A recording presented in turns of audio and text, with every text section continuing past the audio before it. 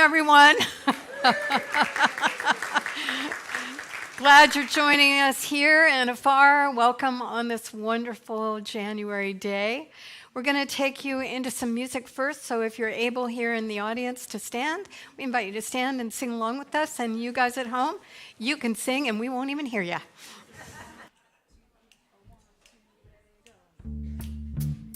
All right, well, let's sing into this day together. I'm letting in new information into this body. I'm changing the old pathways in my mind. I know there's a no going back, 'cause I'm running on a different track. I'm letting my soul be renewed today. Let's sing that again. New information. I'm letting in new information into this body. I'm changing the old pathways in my mind.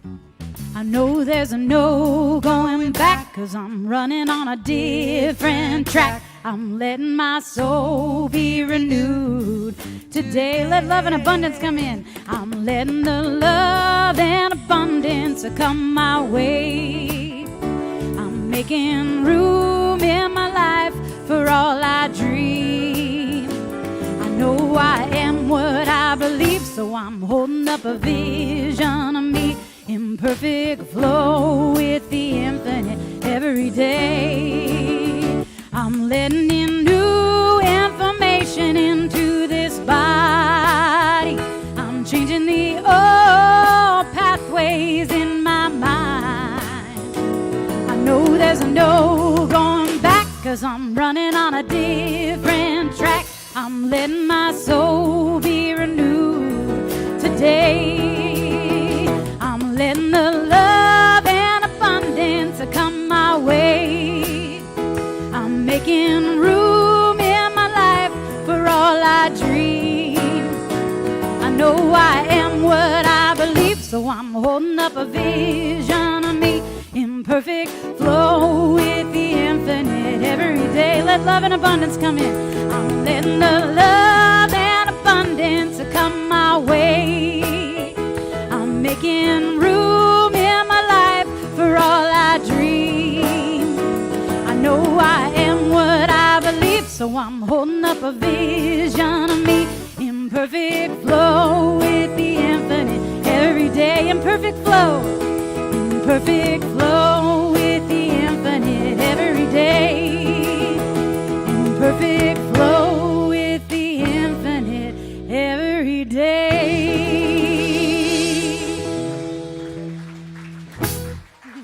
Well, good morning, all you beautiful faces. Take a minute to greet some of those friends out there.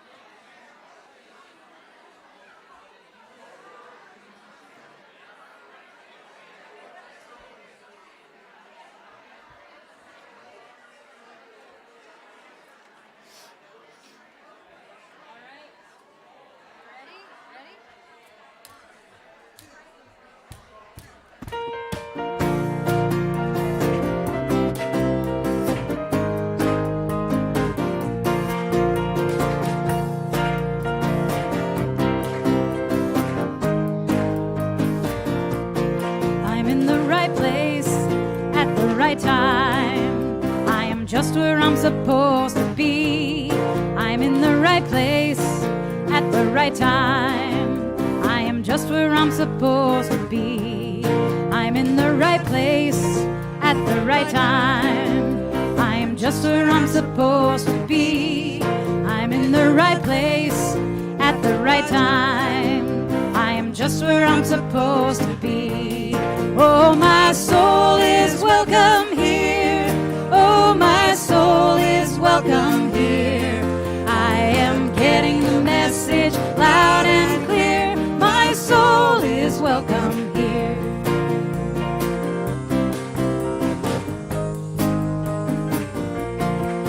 in the right place at the time. I am just where I'm supposed to be. I'm in the right place at the right time. I am just where I'm supposed to be.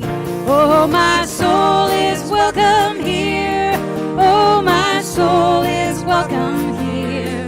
I am getting the message loud and clear. My soul is welcome here. Oh, my soul is welcome here. Oh, my soul is welcome here. I am getting the message loud and clear. My soul is welcome here.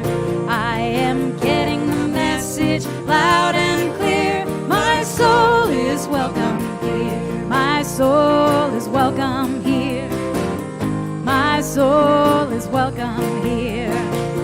My soul is welcome here. My soul is welcome here. My soul is welcome here. My soul is welcome here.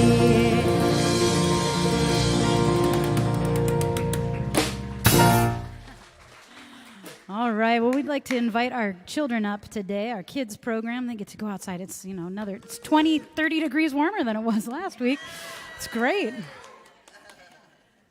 All right, well, we're going to sing them out into their classroom this morning. Hooray for the world. Hooray for the world, I'm glad to be on it. Hooray for the world, I'm glad to be on it. Hooray for the world, it's a special place. Got Mother Nature and the human race. The world's got trees and bumblebees, rivers and lakes and the open seas, mountains and valleys and animals too, and a sun that shines on me and you. Hooray for the world, I'm glad to be on it. Hooray for the world, I'm glad to be on it. Hooray for the world, it's a special place. Got Mother Nature and the human race. We got Mother Nature and the human race. Good morning, good morning. My name's Philip Flores. I am today's practitioner of the day, proudly supported by Susan Jancic. Where are you, Susan? There you are, way back there. And Wanda Maddox at home. So join me in this morning invocation.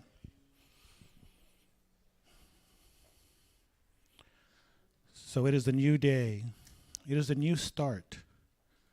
It is a moment where I can appreciate Spirit's gifts. And I recognize that I have countless opportunities, countless ways to express and be one with Spirit. And so I express in grace and I express in power. And today Dr. Andrea will be speaking about those two. And so I carry myself, I open myself up, and I speak with power and grace. I think with power and grace, and I act in power and grace. And so do you, and so do we all. So I'm grateful for this moment, grateful for these teachings, and grateful that you are here. And so it is.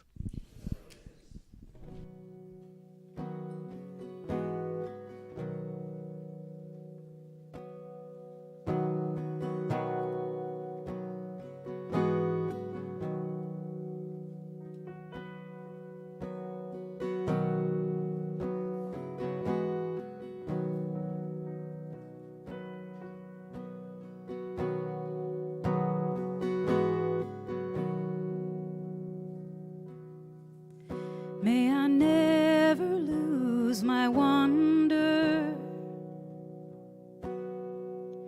May I never lose my wonder. May I never lose my wonder. May I never lose my wonder. Let's sing that again. May I never lose my wonder. May I never lose my wonder. May I never lose my wonder.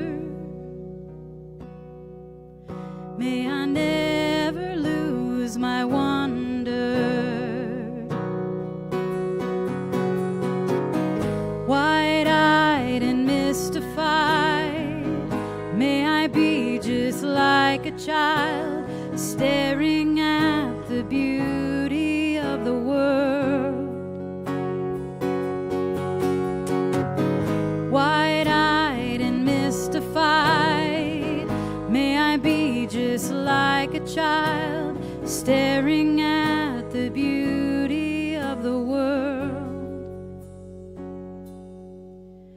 May I never lose my wonder. May I never lose my wonder.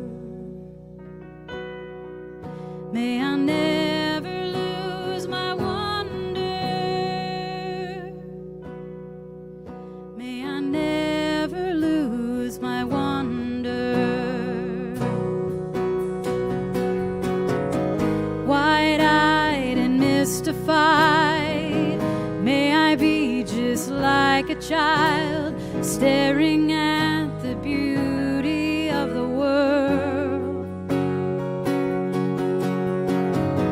Wide-eyed and mystified, may I be just like a child, staring at the beauty of the world.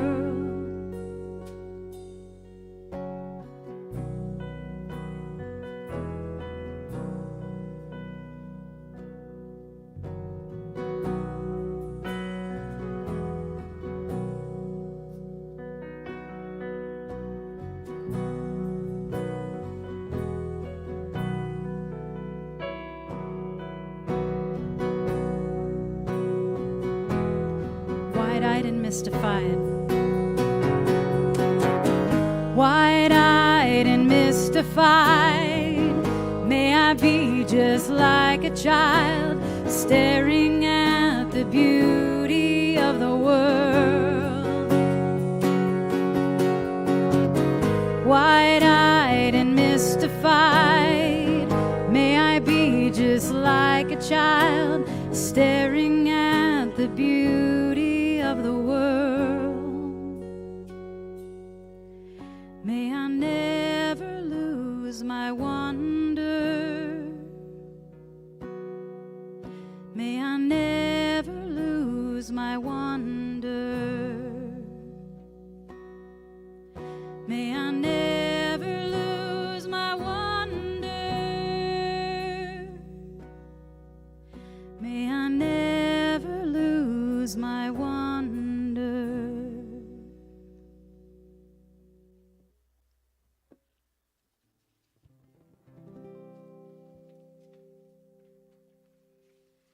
With these eyes I will see, with this heart I will be, opening wide, turning inside. I am listening. With this love I will lead, with this grace I will breathe, deepening peace, fear I release. I am ready to receive. Spirit, know my name. Call me home and light these darkened days. Oh, Spirit, show your truth in all we do. Let love be our legacy. With these eyes I will see, with this heart I will be, opening wide, turning inside. I am listening. With this love I will lead, with this grace I will breathe, deepening peace, fear I release. I am ready to receive. Spirit, know my name. Spirit, know my name.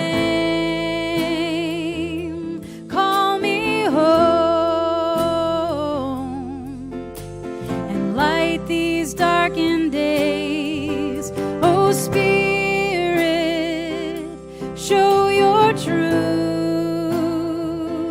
in all we do. Let love be our legacy. Spirit, know my name. Spirit, know my name. Call me home and light these darkened days. Oh, Spirit, show your truth in all we do. Let love be our legacy. Oh, let love be our legacy. Yes, let love be our legacy.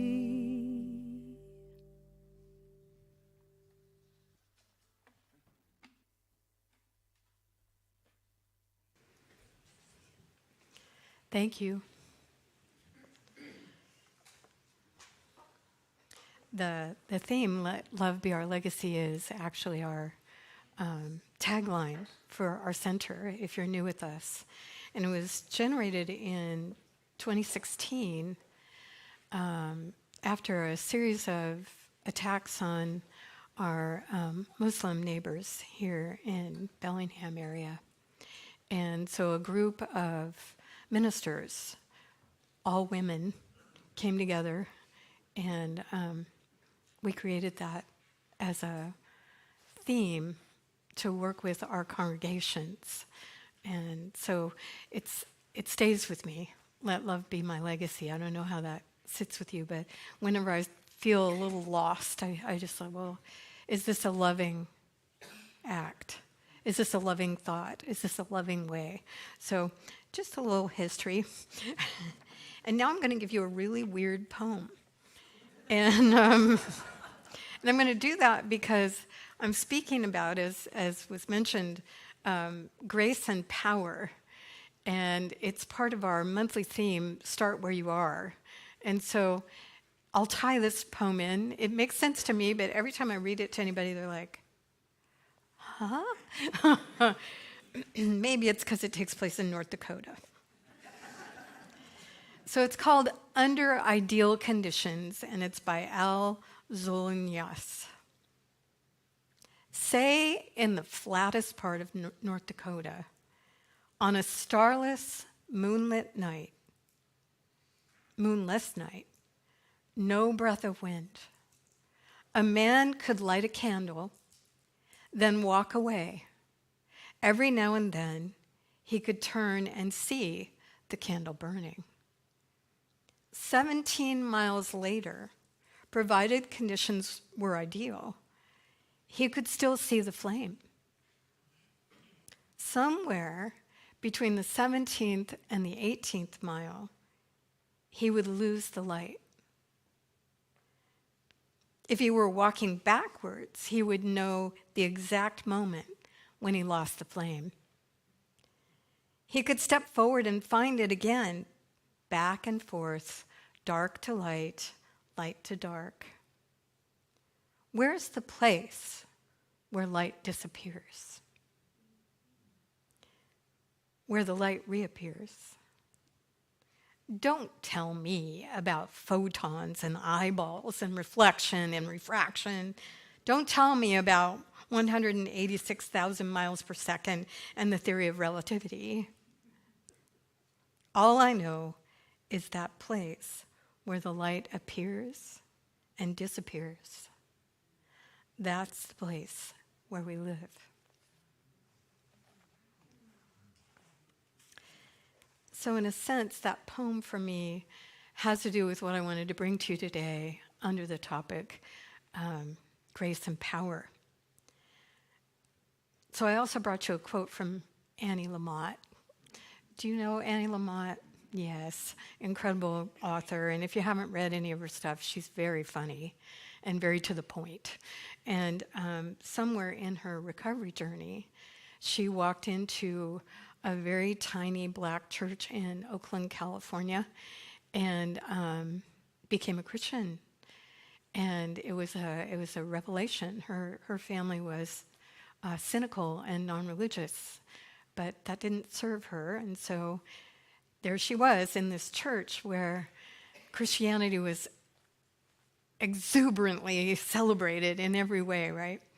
And so she said, I do not understand at all the mystery of grace. Only that it meets us where we are, but does not leave us where it found us. And so I wanted to talk about that a little bit because in our tradition, we also think about grace.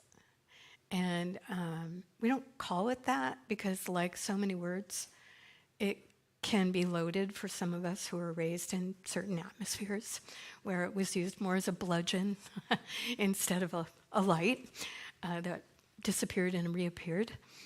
And so I wanted to bring you a couple of stories, some of my favorite stories about grace and how it shows up in different ways. Just 3, and they're really short. The first one really, really wanted to be told today, and I searched the internet over and over trying to find, the exact words, and I couldn't find them. But I'm enough of a storyteller that I told it to Joe, and he said, yeah, that's what I remember. What a sweet guy. But it's a story. Some of you have probably read the book Black Elk Speaks. How many of you have read that? Yeah, a few of you. It's an incredible story about a Lakota elder and mystic named Black Elk. And he was there at the Battle of Wounded Knee. And that's when he said the dream died for his people. But then he was given visions and stuff. And I'd tell you all about that, but that's another story in another day. The story that wanted to be told was Black Elk was basically followed around by an biographer named John, Neilhart, I think it is.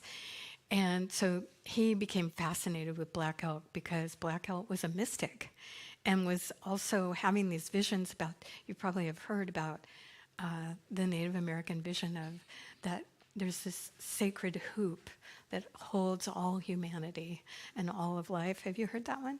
That came from his vision. So this is at the end of Black Elk's life, and he's given to the people over and over and over and over again. And he wants to die now. He's like, okay, I'm done.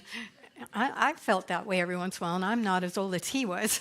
And so in that tradition, one of the things that you do to prepare for death is you put on full regalia and you climb one of the hills in the Pine Ridge Reservation, and you come to the top of a hill and you lay down, and if it rains on you, it means the Great Spirit is blessing you for a life well lived. So John is following Black Elk, who is in full-on regalia. It is a bright, cloudless, sunny summer day. And so John is back there going, there's no hope in heck this is going to happen. There's not even that cloud there. There's no clouds. But, Black Elk is climbing the mountain and gets to the top and lays down. And John's kind of in the background and he kind of going, and they wait. And they wait. And all of a sudden, out of nowhere, a cloud begins to form over Black Elk.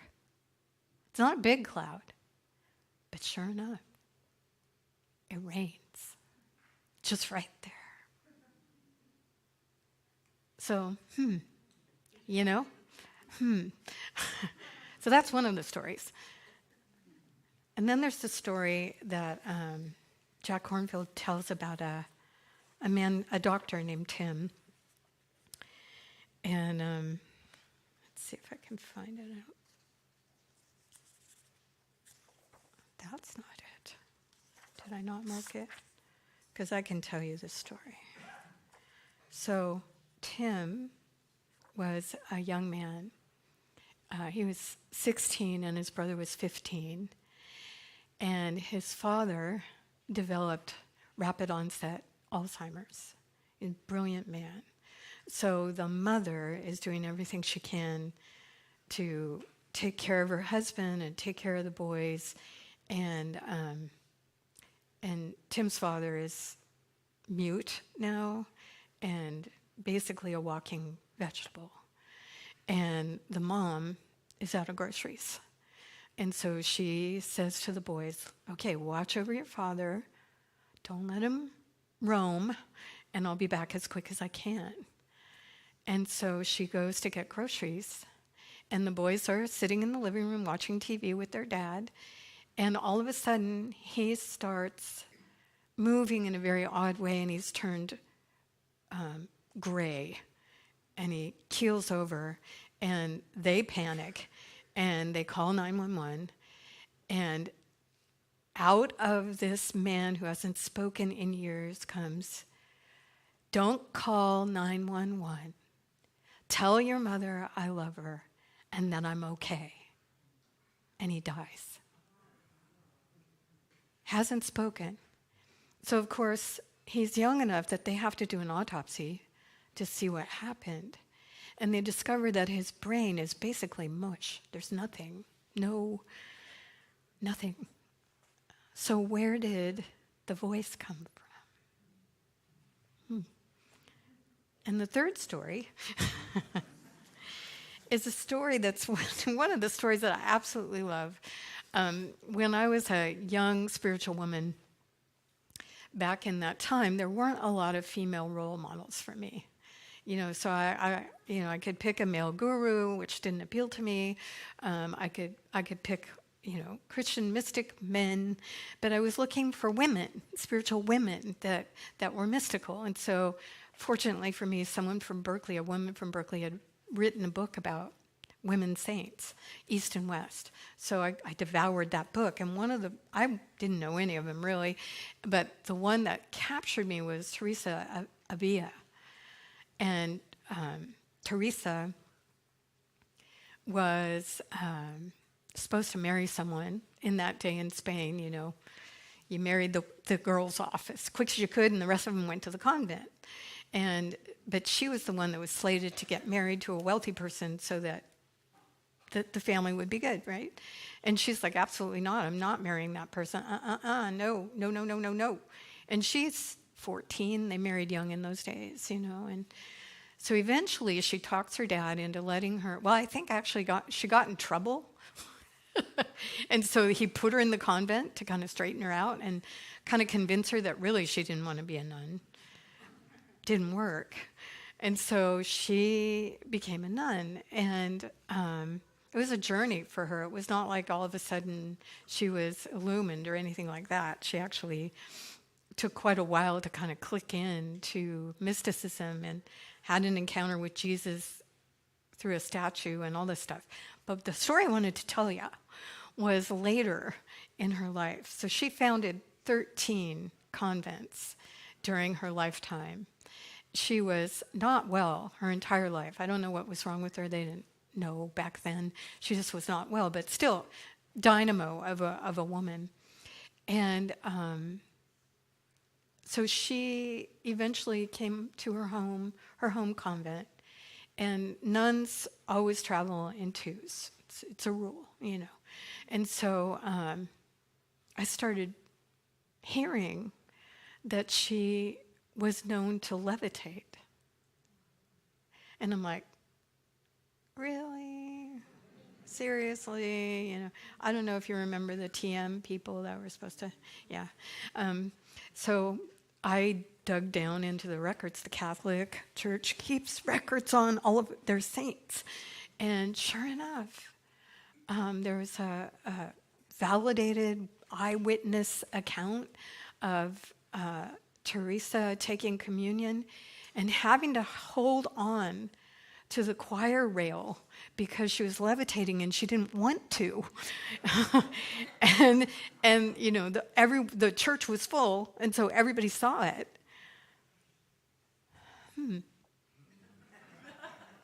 Yeah, I don't know if you're fascinated by stuff like this, but I am. It's like, wow, what is this?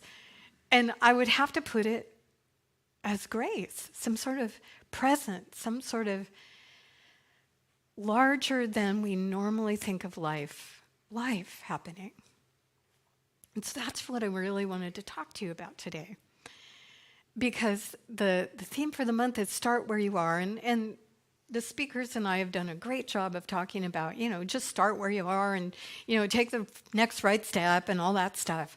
But I don't want to leave this topic without talking about something that in common self-help books they leave out sometimes. And that is that there is something else happening here. And it's not just, for saints. It's not just for mystical Native American elders. It's for all of us. But most of us, I don't know about you, but most of us were not taught about this other thing happening, except in little bits and pieces if you were Irish or maybe Italian, or, there's stories of, like these circumstances usually happening around someone in the family dying. Anybody have a story like that where, grandpa died and all of a sudden doors slammed or a big bang happened or I was wakened from a dream? Anybody? Yeah. So we know that at least our people think that something supernatural happened. But still it doesn't sink in that somehow that's part of the fabric of the reality that we're walking in. And I think it's important that we consider that there's much more to each of us than meets the eye, and that there is actually a power that's moving in the world and through us all that is capable of far more than what we've been told is possible. And that, yes, it shows up at crisis points, the mother who lifts the car off her child and all those stories we hear. But wouldn't it be cool, wouldn't it be great if we didn't have to have a crisis for that kind of thing to show up? And I don't think we do. I actually think that this power, call it what you will, I call it spirit, I'm comfortable with that word, that this power is flowing through everything. It's flowing through all of us. And as it flows through each one of us, it individualizes itself in us and through us and as us. And it has capacities beyond belief, literally, and can move in our favor.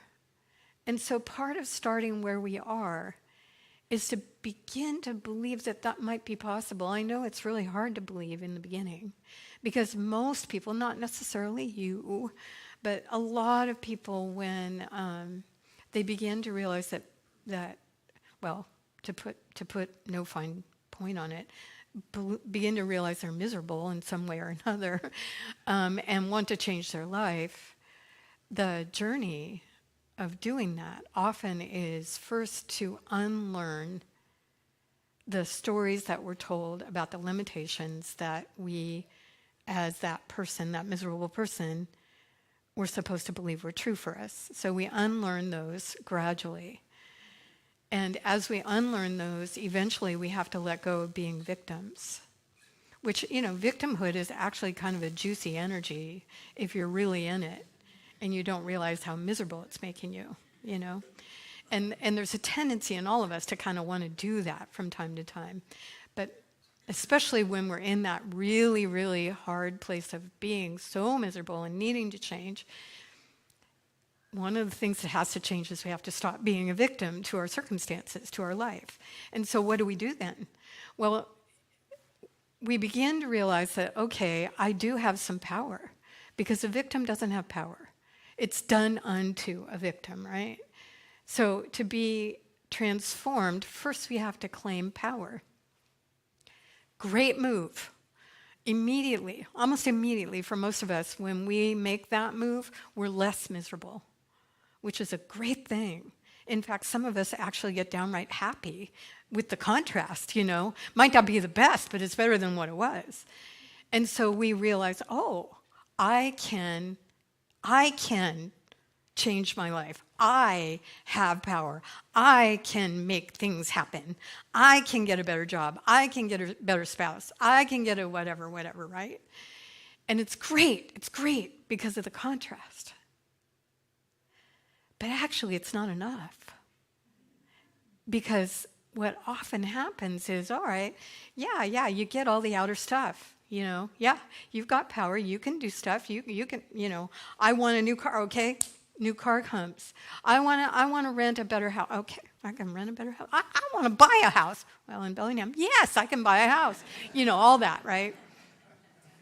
But it doesn't address the inner beingness that has to be addressed in order to actually move from it's not that bad to my life is incredible. That's another big jump. And the big jump that happens there is when all of a sudden, in our own way, with our own language, we come to the realization that there's a power moving through us, and that if we lean into that, if we actually allow it to be a co-pilot, maybe even a pilot, we not only have the outer, but now the inner becomes transformed. And when that happens, what happens is this. When we've moved from victim to it's not that bad, it's better, it's way better, but we're doing all the work, what happens, you've probably experienced this, is a fear stalks us. It's like it's right with us the whole time. Well, I'm doing this, but it could all go away. That's the fear. And it's right here, Well, if I stop working this hard, I might lose it all. Anybody, don't raise your hand. Anybody have that? So when we move to the next level of understanding that there's something that we can actually lean into, and it will move in us and create a life that's even better than our biggest dream, when we get to that point, something inside begins to change. And we come into a place that's fearless. And that's when we actually claim the true power that we have, which is not a power where we muscle our way through life, but rather we surrender into the power that's moving through us. And it's a incredible moment when we hit that. And then just like the light in the poem, here's that poem. Just like the light in the poem, we forget. We're so used to doing it ourselves. We're so used to making it happen. We're so used to, having to be the one that it's easy to forget that the pilot's right here and just keep using our muscle. Brain power, physical power, willpower. And so the light disappears. But as soon as we step back in, it reappears. We step back, it disappears. We step forward, it reappears. And so for me, what's important about all of this is that when we step into the stream of power that's flowing in us, and when we stop sort of using our will most of the time, I don't think any of us can do it without using willpower sometimes, but when we're in that place most consistently, that's when we open to the things that I was talking about. The miracles start to happen really in amazing ways. Miracles that are, in our life, documentable. We don't have a church father writing it all down, but we have our own knowing that could not have happened in the life that I used to live. It happened because I have moved myself into what, I'll read you what Emerson says, what we move ourselves into. For you, there is a reality, a fit place. Place yourself in the middle of the stream of power and wisdom which flows into you as life. Place yourself in the full center of that flood, and then you are, without effort, impelled to truth, to right, and to a perfect contentment. And I'm interested in all of us getting to that place for a couple of reasons. You may have noticed that in the global mind, in the global experience that we're having in the world, there's a lot of victimhood. And there's also a lot of people who are trying to make that change. And they've stepped away from being victims, and they're working their butts off, and they're getting tired because it's all about willpower and anger and energy and making things happen, which is great. God love every one of them, and may they have everything they need. But there needs to be another layer of sacred humans who are plugged into a power that's so vast that it can transform the entire global mind when we join together. And I think that's the miracle that humans have been wanting for all time. I mean, I don't know about you, but when people talk to me about, I just want peace on earth, well, don't we all, really? And yet, do we believe it when we say we want that? Do we believe it's possible? Only in that elevated place where we understand that there is something much more, that the more people who are tied into that, the more transformation can happen. If a woman who is sick her whole life can generate 13 convents in medieval Spain in the midst of the Inquisition and levitate, I put it to you people, we can do this.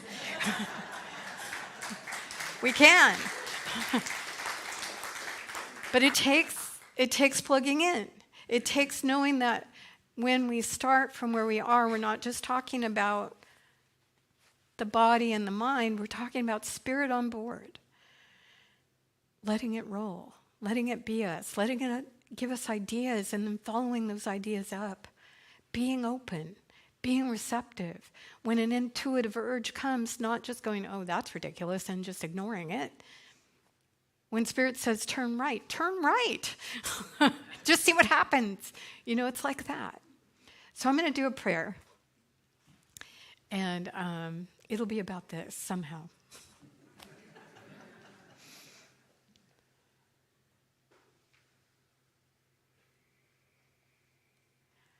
I don't know about you, but I want to stand more than 17 miles away and always experience the light.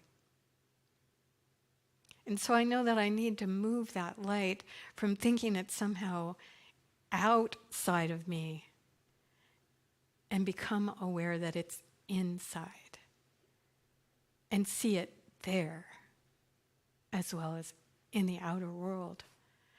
And so I accept for myself, and I know for you, that the truth is there is an illumined power, a vast field of energy that brings itself through each of us and shapes itself by means of our deeply held ideas, beliefs. It shapes itself through the thoughts we think and the words we speak and the actions we take. I ask now myself, am I ready to allow a new shaping? And if so, I accept for myself a deep awareness of the power that is moving, the grace that is available, and utilize my thoughts and my words and my actions to bring that grace into full flower in my own life and to offer that flowering into the world. I know this prayer transforms me. It opens the windows of my mind and my heart. And it allows the light to shine out from me as well as in. And so I'm grateful knowing that I've made a commitment in this prayer and that it must manifest, leaving me in a different place than where grace found me. And for this, I am truly thankful. Will you say it with me? And so it is. Thank you.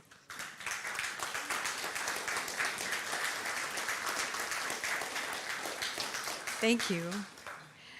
We're going to prepare for the offertory. And I want to thank you for your donations to the center. We're doing very well. And it's because so many of you believe in what's happening here, in each other, in the community that we are building.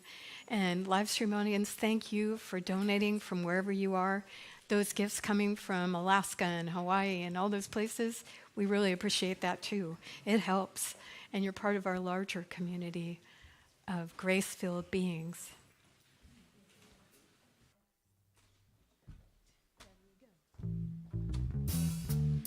We got a little different vibe for you this morning with this one. I'm open to receive all the good that is from me. I am open to receive perfect love and harmony. I am open to receive abundance and prosperity. I am open to receive all the good that is from me. I am open to receive all the good that is from me. I am open to receive perfect love and harmony. I am open to receive abundance and prosperity. I am open to receive all the good that is from me.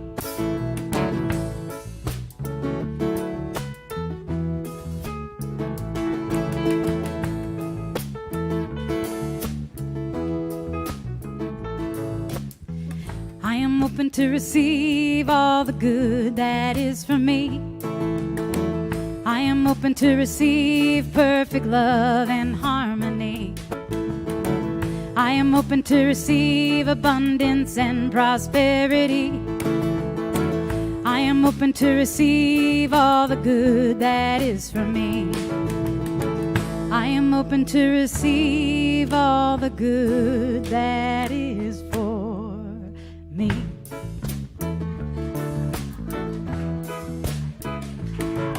Give it up for Kyle Hobbs here on bass. We love having him here.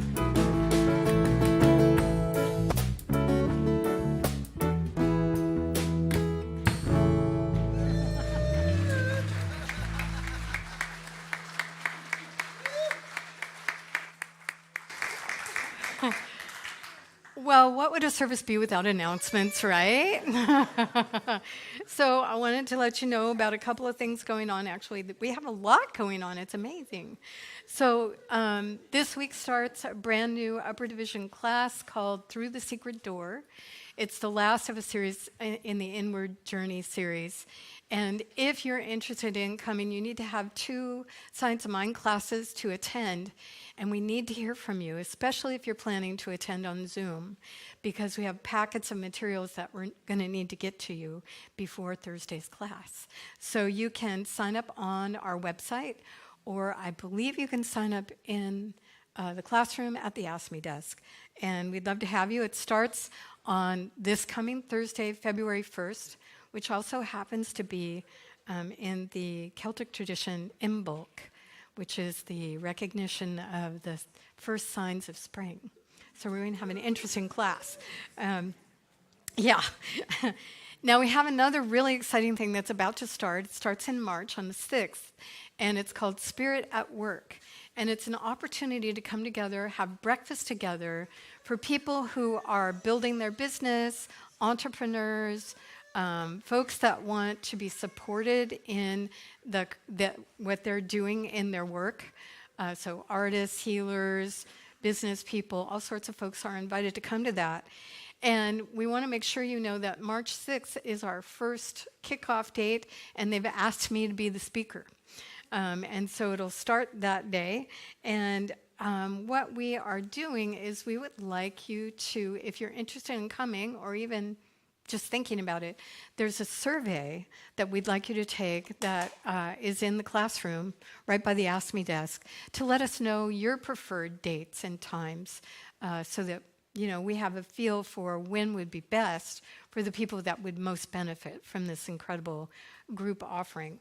So be sure to head in there if you're interested in this. Take the survey. We're going to be giving the survey out this Sunday and next Sunday and then making decisions after that. But you can count on that March 6th breakfast meeting. So many of you signed up to help with the community care cookie experience that we're going to be having on the 10th. But if you haven't heard about it, I wanted to let you know what that is. For a number of years now, we have joined with an incredible woman in our community named Flip Breskin, who has a real heart for the unhoused and a real awareness around that. And one of the things that she realized that we've been helping with, many of you, dozens of people have been helping with, is making these high-protein, high-fat cookies, which sometimes are the only food that someone who's unhoused has in a day. And they get 2 each day. So we need a lot of cookies. And some of our Care Cookie people have been doing it a long time and wanted to take a break. So I said, oh no, not in winter. That's the hardest time, right? And so we're having a cookie making, basically, of these Care Cookies. And we asked people if they'd be willing to bring ingredients, if they couldn't come and help cook, or even if they could. We asked people if they'd be willing to come and help cook. And we'll be cooking at 2 o'clock on the 10th of February. It's a Saturday. Love to have a couple more cooks. And what we may do, because we have enough ingredients to make a whole bunch of cookies, which is great, but I may send cookie dough home with people to make in their oven, because we only have this little oven here, and then bring back on Sunday the next day so that we can get them to flip and make sure that they get out and distributed. So if you'd like to help in any way, there's a sign up at the Ask Me desk for that. I'm throwing everything I've got in this year, let me tell you. And so for a long, long time, I have not done this, but it's a vow renewal and recommitment ceremony. And it's for anyone who's in a committed relationship. I've avoided the word wedding vow because a lot of us aren't married, but we've been in long-term relationships and they're committed. So if you would like to have a ceremony in front of your community and be here on Sunday, the 11th, right before Valentine's Day, and experience some of the vows that I often bring to people when they are making that larger commitment, you need to sign up because we're going to give you roses for that day, and we need to know how many. So if you're interested, you can talk to me after the service briefly or call me this week, or just sign up and trust. I recommend the third. We also are having a new member information session. Membership here is important to us because our members are the people that have made the commitment to step in and help in various ways. But the new member information session is not a commitment. It's simply the information you need to make an intelligent choice whether membership is right for you or not. So you're invited to come to that. We would love to have you sign up at the Ask Me desk because we're bringing snacks and we want to make sure we have enough. At that meeting, you'll meet what's called the leadership team. And that's our board of directors, as well as all of our practitioners, or as many as can make it on that Sunday. And they'll tell you a little bit about what they do. They do a lot for all of us. They are part of holding this community in love and up-leveling. So we'd love you to come if you're interested in being a member, but don't feel like you have to make a commitment. But you can't be a member without this meeting. So we'd love you to come. Sign up if you'd like to. Let's see. And this is an unusual thing. So Terry Dupuy passed away in December, and she didn't want a memorial. And I said, well, she's dead.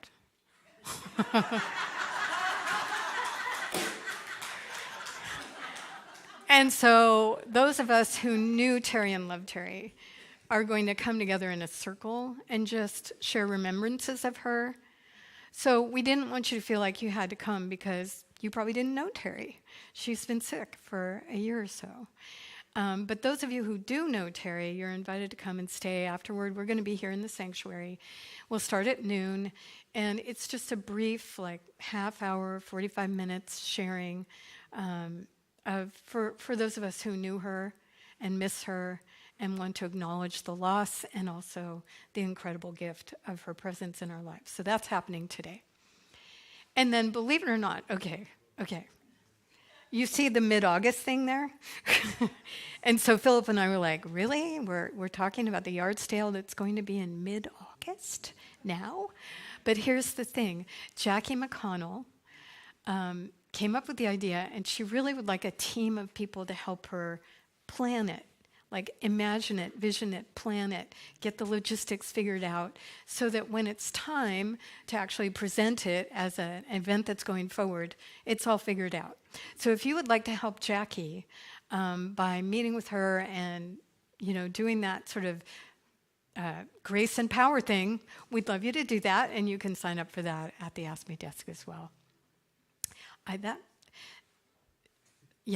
The weather, if you're ever wondering, is it snowing up there and are they shutting down services, all you have to do is go to our website, or if you're on our constant contact email list, we'll send out an email the morning of and let you know whether we're having services or not.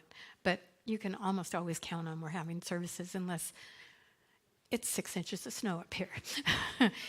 And then this is not our event, but we wanted you to know that Christy Mosley, who is one of our folks that attends, is a sound bath person, and she's offering an opportunity for a sound bath on this date. And you can go to her website, mysticheartbeats.com, and sign up for it if you'd like. All right, why don't we, if we're able, stand up? Oh, thank you, Rylan. Rylan and Rylan's teens just got back from camp. And yeah.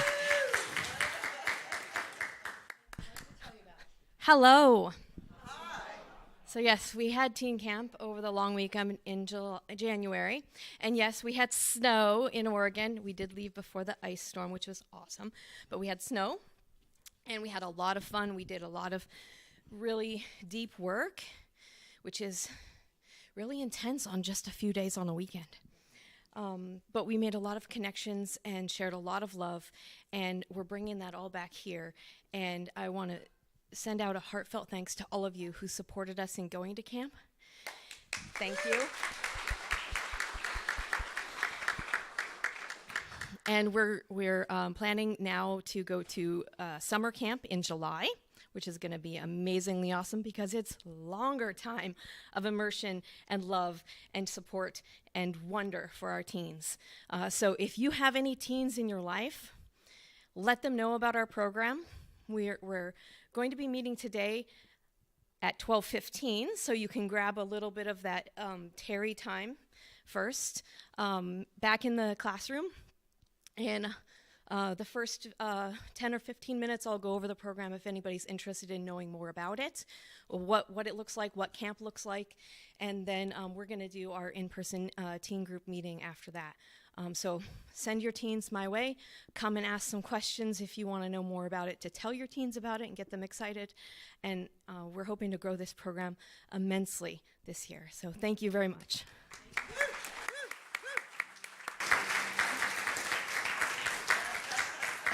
As a former teen advisor myself, I can tell you how much work that is. So thank you, Rylan and Severin. All right, now let's stand and sing our way into All That Is. All I love is all around me. All around me there is love. Like a sea of open water, and the trees that rise above. I know that I am worthy of the gifts that love can bring. All I love is all around me. Love is everything. All I love is all around me. All around me there is love. Lifts me up if I let it, especially when I give it up. There is no limit to its magic, so I raise my voice and sing. All I love is all around me. Love is everything. Let's sing, love is everything. Love is everything. Love is everything. Thank you for being here today, and we'll see you again soon.